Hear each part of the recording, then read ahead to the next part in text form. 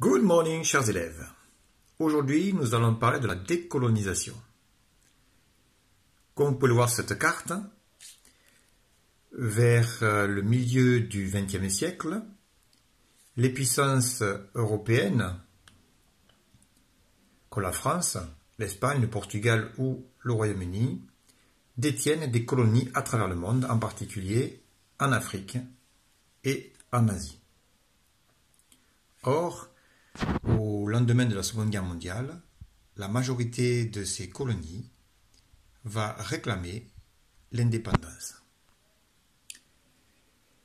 Plusieurs pays d'ailleurs sont favorables à cette indépendance. Les États-Unis qui considèrent que la politique coloniale est d'un autre âge, est dépassée, et l'URSS qui considère que la colonisation est une exploitation de certains peuples par d'autres peuples. Il faut dire que les deux pays, les deux grands, seraient ravis de voir des pays décolonisés afin de mettre à leur tour leur influence sur ces pays. D'autre part, l'ONU, créée en 1945, a écrit dans sa charte que tout peuple a droit de disposer de lui-même. Donc un peuple peut réclamer son indépendance à l'égard de la métropole, c'est-à-dire du pays dont il est la colonie. Un des exemples de décolonisation les plus connus est celui de l'Inde, colonie anglaise. Comme on peut le voir ici, l'Inde était partagée en plusieurs parties, l'Inde britannique, l'Indochine française et les Indes néerlandaises, ça veut dire hollandaises. Dès les années 1920-1930, certains personnages réclamaient en Inde l'indépendance vis-à-vis du Royaume-Uni. Notamment un certain Gandhi, qui demandait de résister de manière pacifique, de manière passive, et qui a édicté les règles de base, si on peut dire, de la désobéissance civile face aux Britanniques.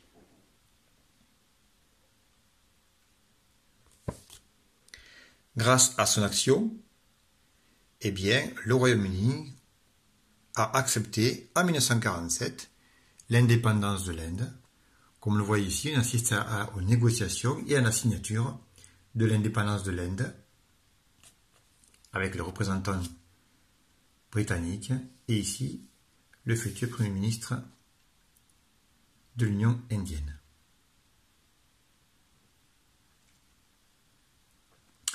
Cette indépendance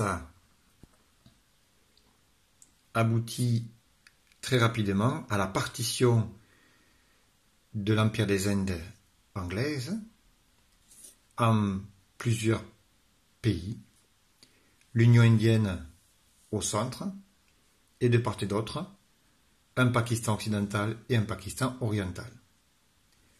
Pourquoi cette partition? Tout simplement parce que dans ces différents territoires cohabitaient deux grandes religions, l'hindouisme, religion polythéiste, majoritaire dans l'Union indienne, et la religion musulmane, l'islam, donc majoritaire dans les deux Pakistans.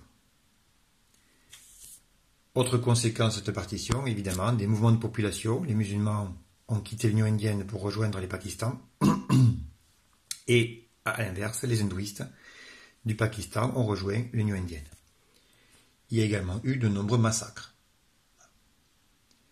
En 1971, le Pakistan oriental est devenu indépendant à son tour et a pris le nom de Bangladesh, qui est encore aujourd'hui. Donc l'indépendance de l'Union indienne anglaise s'est faite par la négociation au bout de plusieurs années de marche de sitting pacifique de la part des Indiens. En Afrique, en revanche, la situation n'est pas tout à fait la même. La plupart des pays sont des colonies françaises. La France accorde l'indépendance au Maroc et à la Tunisie en 1956, suite à la conférence de Bandung qui réunit 29 pays anticolonialistes. Mais en Algérie, l'indépendance va se faire au prix d'une véritable guerre. En effet, la France et l'Algérie ont une histoire particulière. Colonisée dans la première moitié du XIXe siècle, l'Algérie a de grands intérêts pour la France puisqu'elle possède des richesses en gaz et en pétrole très importantes. Depuis plus d'une centaine d'années, des colons français se sont implantés et ont développé des industries. On les appelle les pieds noirs. Or, le 1er novembre 1954, le Front de Libération Nationale, FLN, publie un texte, une proclamation dans lequel il réclame l'indépendance nationale immédiate, la reconnaissance de la nationalité algérienne et l'ouverture de négociations pour obtenir l'indépendance. Compte tenu de l'intérêt du gaz, du pétrole et de l'histoire très intime avec l'Algérie, le gouvernement français refuse cette indépendance. Le FLN commet de nombreux attentats. L'armée française est déployée sur place, comme on le voit ici, aidée par certains Algériens qui refusent l'indépendance et le rester français, qu'on appelle des harkis.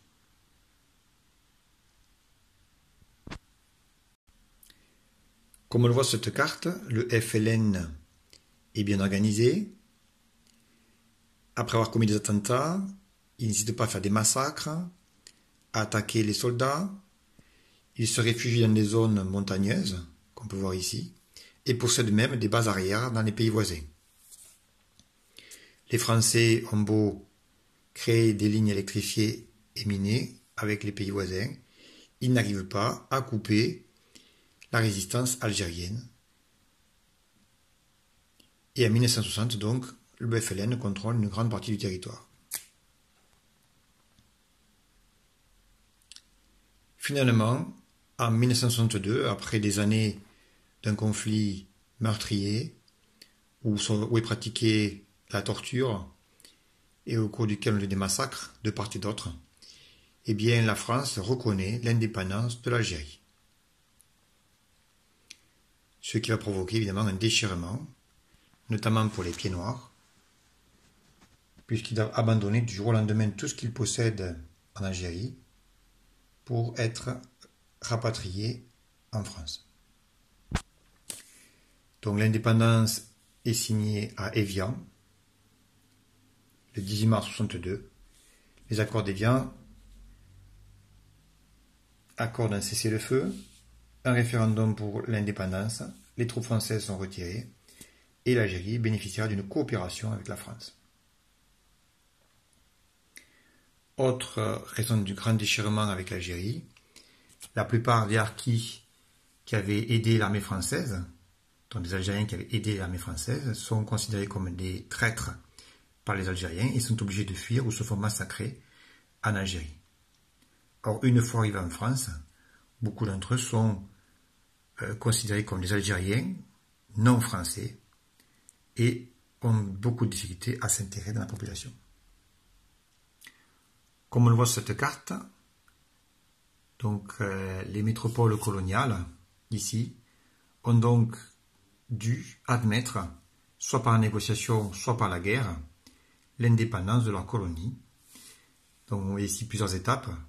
L'étape majeure de décolonisation est celle qui s'étend de 1947, date d'indépendance de l'Inde, à 1962, date d'indépendance de l'Algérie.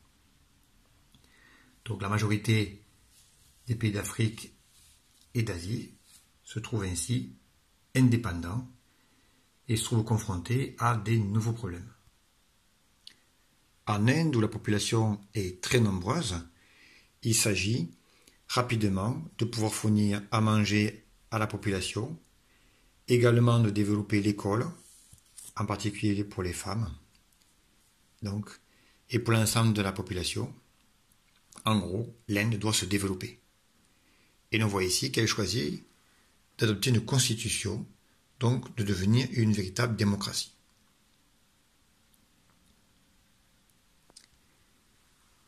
L'Algérie compte aussi se développer puisqu'elle avait acquis beaucoup de retard, les métropoles ayant pillé, la France ayant pillé ses richesses. Elle compte sur le pétrole, sur les industries et sur l'agriculture pour se développer rapidement.